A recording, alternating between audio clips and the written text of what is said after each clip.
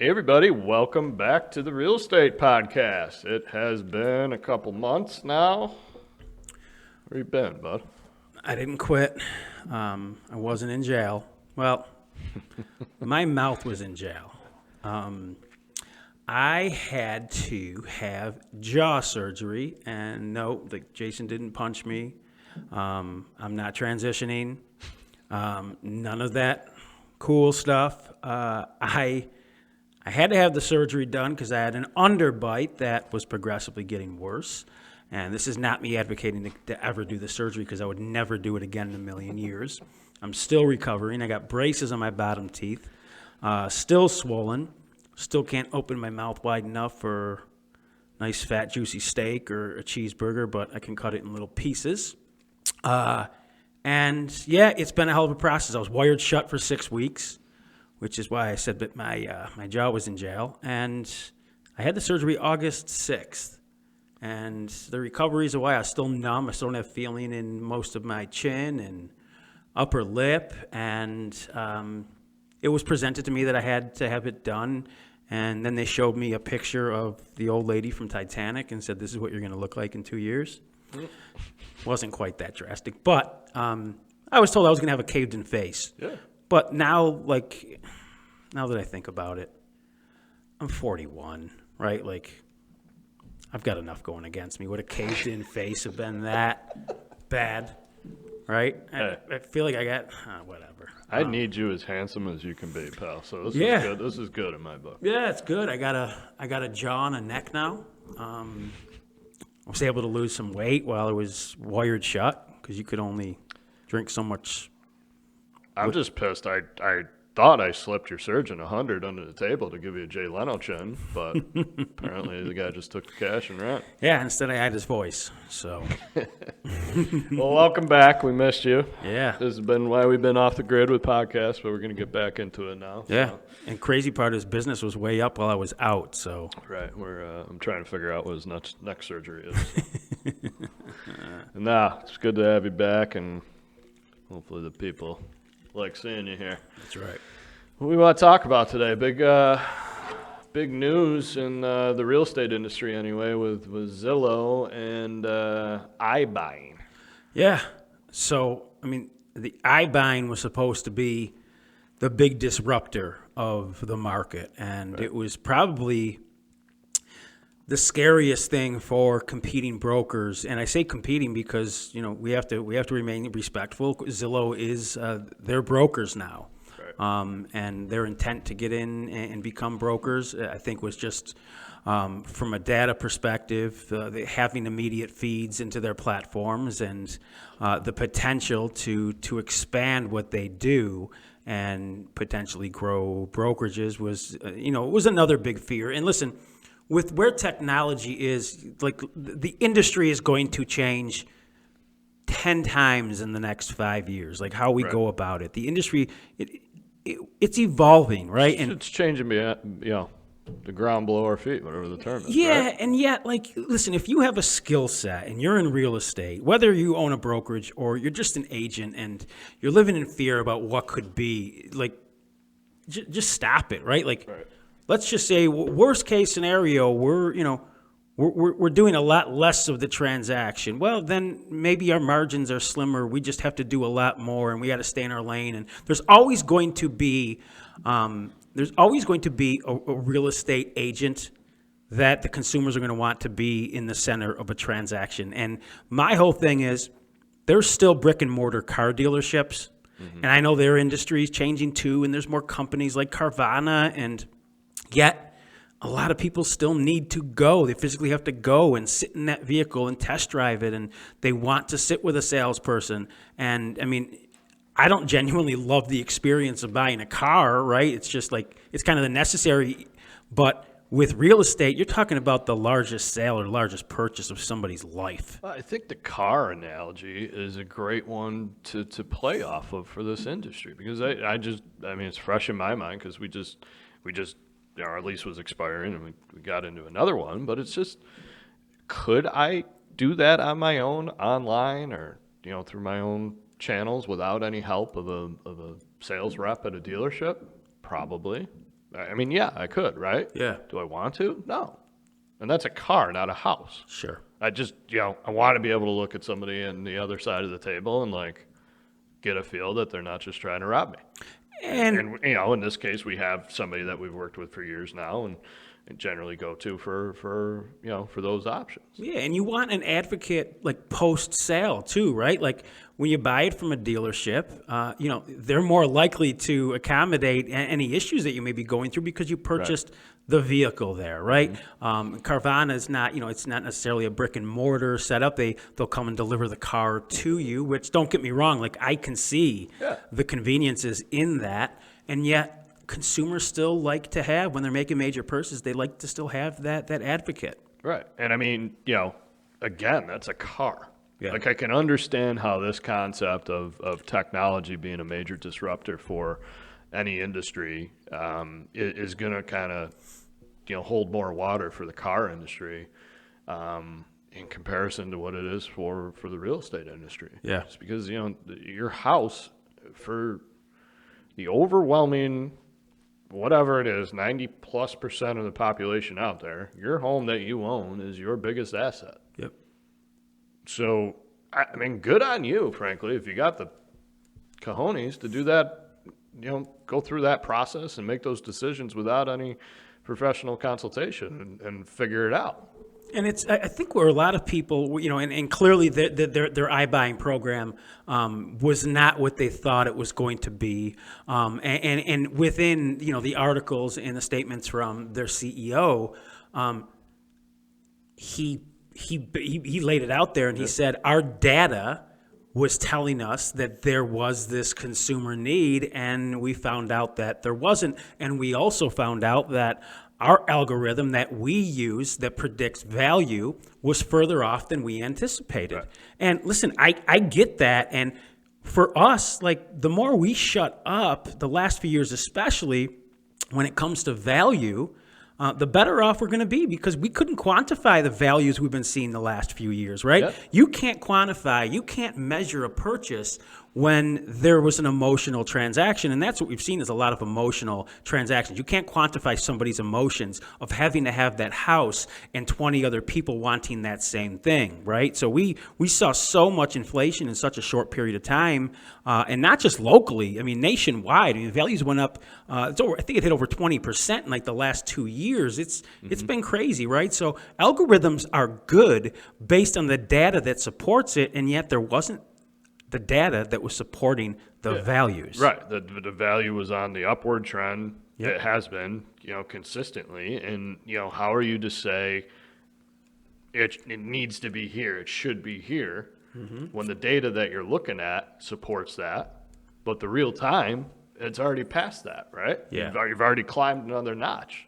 And that, to your point, in terms of like, our processes the last couple of years on the listing end and the buying end in terms of advising, where to be is really, it's difficult to pinpoint. Mm-hmm.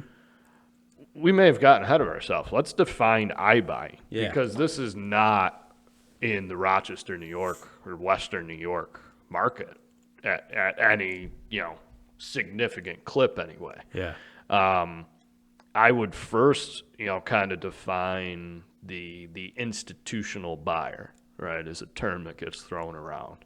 And what's happened with real estate, with the real estate industry in recent years, is that there's a ton of money pouring in from Wall Street and just other private equity, and just, the big time dollars that are out there have been attracted to real estate for obvious reasons. It's always an attractive industry, one, and two, look at the appreciation that we just talked about that's happened in the last, in a 5-year period. Yeah, and the venture capitalists, right? Like the market has been so healthy that those that were heavily invested, even if they were conservative, their net worth went up so much in such a short period of time, where now they're going, okay, listen, I'm good. I can allocate 25% of my assets towards something that's higher risk, but potentially higher reward. So all of a sudden, real estate companies started to become sexy, especially when more of the day-to-day was being taken over by tech. Right? Yep. They love tech, and now they love real estate. They always did, but real estate all of a sudden became less risk because the economy was doing what it was doing. Right. And we started to see a ton of people wanting to get into our industry one way or another. Yeah. So take a ton of money, a lot of technology resources and bandwidth and capabilities and the ability to hire people, to run a new operation, and then take the risk reward as you described it in terms of, let's just call it flipping a home, right? Yeah. It's kind of something that's always, I don't care who you are. You always have the thought, like, I'm going to flip this house, right? Or at minimum, you're watching HGTV and watching, home renovation or flip shows, stuff Yep. like that, right? So it's just the trends all add up, I guess, Sure. right? So you take all this money and you take the opportunity that savvy investor type people see and say, all right, let's start buying homes at scale and buy a ton of them and turn and burn Yeah. and make our money, right? And the concept has kind of evolved to where and I don't know, tell me your thoughts, but I think it's safe to look at iBuying as very powerful flippers with unlimited amount of money Yeah. to a degree. 100%. Right. I mean, that's what it is. And I mean, to go back a few years, and who could predict the future, right? Nobody. But if they purchased all of their homes and held on to them 3 Right. years ago, that would have been the move. But it's easy to say now because of what the values have done.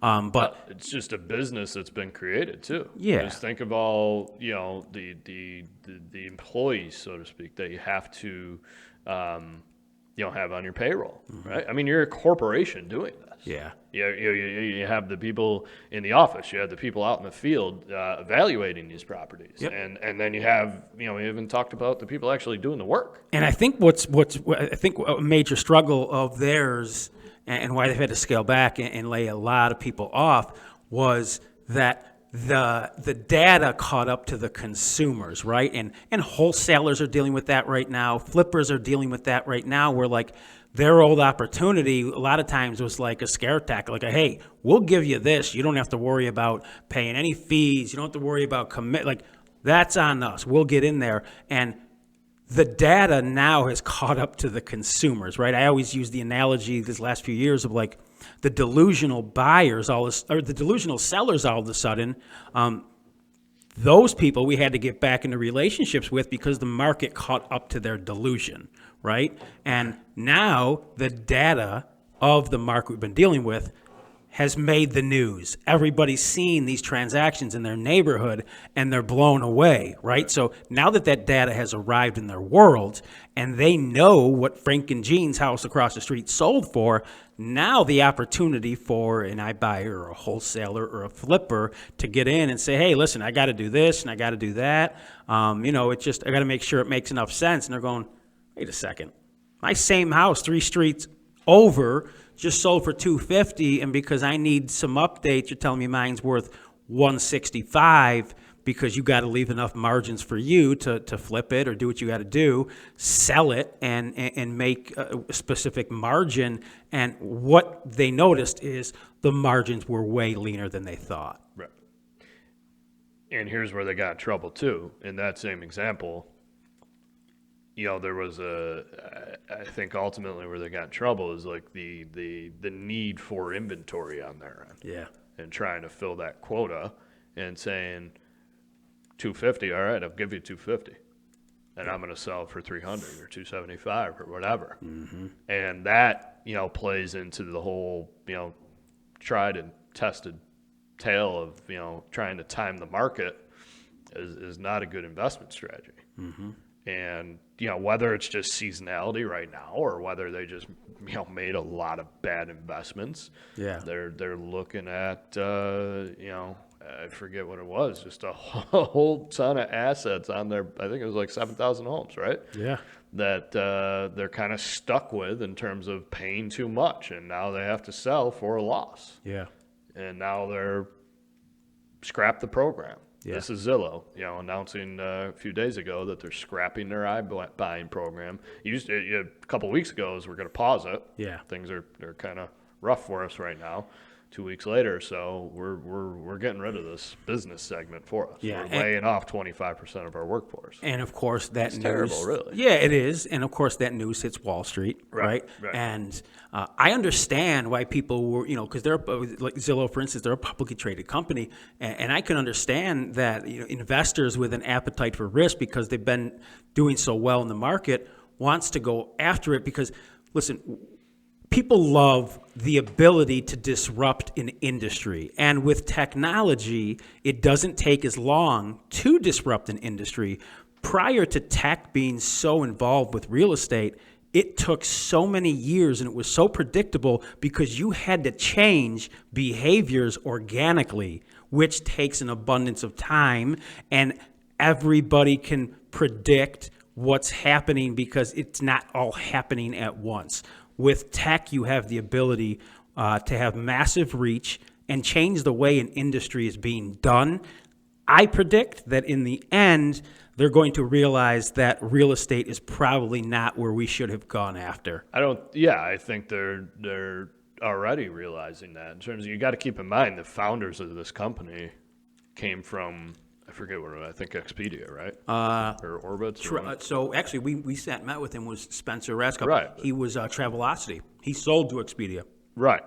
So, different industry. Yeah, they're not real estate tycoons. They're not passionate about real estate. They're passionate about technology. And like we're talking about flipping houses, they all flip their companies. They build a pipeline of business to make the value go up. They sell, they make their millions or billions, and then they're on to their next project. Yeah. So, I mean, back to the travel agency industry, right? Yeah. It was penetratable. And it just goes to the scale of of what you're dealing with the consumer. Yeah, great example, because that changed fast. Right. And you're going to be able to grab a hold of somebody's attention when it's a, whatever, $2,000, $5,000, $10,000 vacation versus hundreds. And we're in little old Rochester, New York with $200,000 price point. We're not even talking about bigger markets with $500,000, the equivalent of our 150, right? Yeah.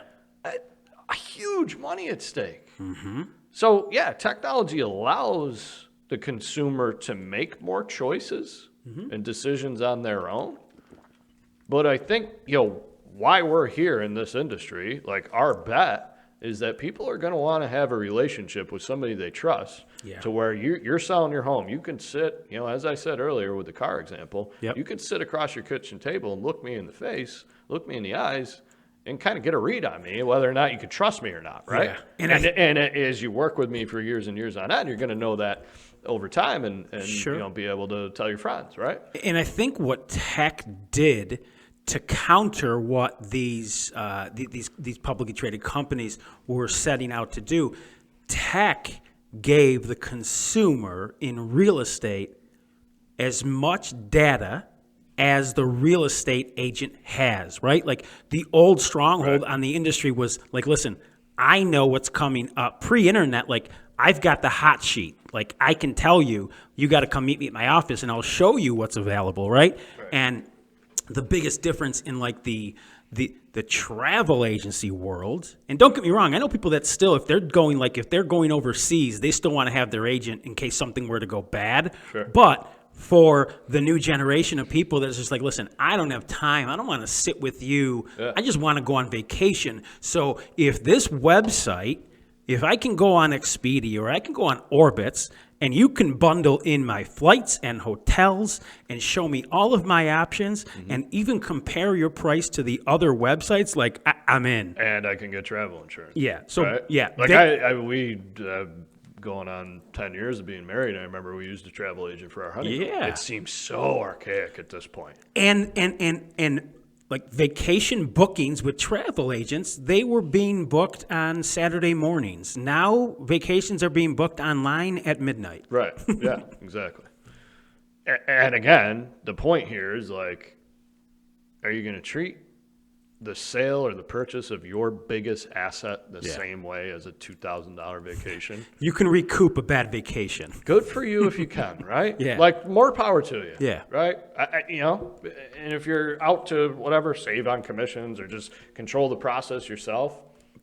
But I think our biggest advantage is like, you don't want to motivate anybody by fear. And yet, what I'm hearing from so many sellers and agents, and when you're talking to people, is the fear is the unknown. And yeah, you saved. Let's just give an example. You sold your house yourself. You saved, for an example, 6% commissions, right? And the fear is, in an effort to save 6%, I cannot believe I just lost 15% if I were to hire a professional to put my house on the market, right? So I think for the peace of mind, people are willing to let the professional do it, right? I think the data is there in terms of Yeah. why. I think you look at, the examples of doing this on your own, and just, where you end up, whether it's actual tangible data or just like, that was hell. Yeah. The experience, right? Which you can't really measure. And it doesn't win out over time. And it's not what you do, right? So like when we show homes, we know the home that looked really good in photos, and you get there and you can quickly tell that all of the work was done by the homeowner, right? Whether it's a base molding where the angle cuts weren't close enough and it's drifting away from the wall, or now I'm in person and I realize that that countertop is crooked and those aren't new cabinets. Somebody painted them with a dirty roller, right? So like, for the same reason consumers can tell when it wasn't professionally done, those same consumers, they see the value in hiring a professional to make sure it was not done, because you can do it, but it was done the right way. Yeah. So, I mean, flipping's not going to go away. No. Is iBuying going to go away? I doubt it. I mean, I think it's going to be a segment of the market moving forward, just because there is so much money floating around there in the real estate industry. And now there's actual companies being created off of this concept. There's segments of big, large corporations that have divisions devoted to it. Here's the example of they were number 2. Open Door, a company called Open Door, is the number 1 iBuyer. Zillow, number 2, and they just folded. And then you have other disruptors in like Compass, where their whole concept is, we're going to hire you. You're going to be a W-2 employee. You're going to sell real estate, but you're going to make a salary, right? And based on what they have shared, is you're never going to get a top agent to take a job, because a top agent, they're a business owner, they're an entrepreneur, and they are in real estate as an independent contractor because they don't want to work for anybody. They don't want a 9-to-5, right? Good. They want it their way. But my flippers are struggling to find opportunities now too, where I feel like 3+ years ago, you could still get a deal on a purchase with an informed seller. And I think now, unfortunately, in order for you to make the margins, for you to make it worth it, you need an uninformed seller in a tough set of circumstances that needs to cash out in 30 days or less. So the opportunities as a market shifts is people that they don't have much skin in the game, and they're 3 months behind on their taxes, and they're just maybe looking to get out of a situation. There's opportunity there. Yeah, and right? that's like the only opportunities, frankly, because even auction properties, sold by the county and city and whatnot, the pricing doesn't really make sense for most people in that world either. Sure. And I mean, like for us,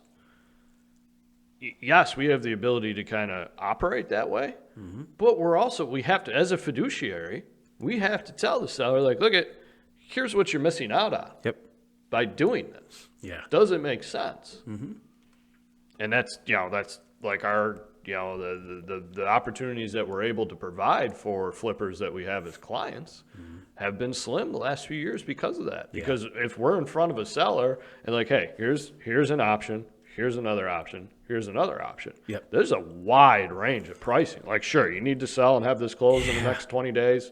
All right, here's your guy. Yeah. Here's what the price is going to be. There's been if less. we go on the open market, you're looking at X percentage substantially more than that. And, can you do that? If it doesn't make sense, no problem. I'm not here to push that. I just want to make sure you're aware of all the options and allow you to make the decision. Sure. And what we've seen happen is the homeowners that were upside down or backwards 5 years ago, all of a sudden, those people that had no equity in their home that they were backwards on, now all of a sudden have $50,000 in equity. Right. So you lose your opportunity there because the values went up so much, even with their potential fiscal irresponsibility, or maybe they, every time they had a little bit of equity, they were sucking it out and they were doing a home equity line of credit or another way to pull money out. All of a sudden, those people that went from being backwards, now they're in the positive. So now they're not in a desperate situation, and you don't have that opportunity there anymore because the values have moved so much in such a short period of time. Yeah.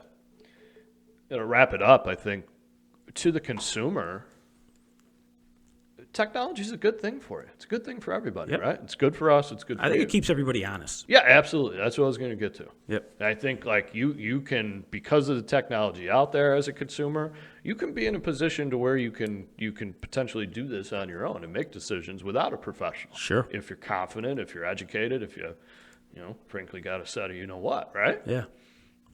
Keep in mind the main, in this example here, and this isn't what we've been talking about, but with this very reputable company, a powerhouse of a company, an industry leader of sorts. Mm-hmm.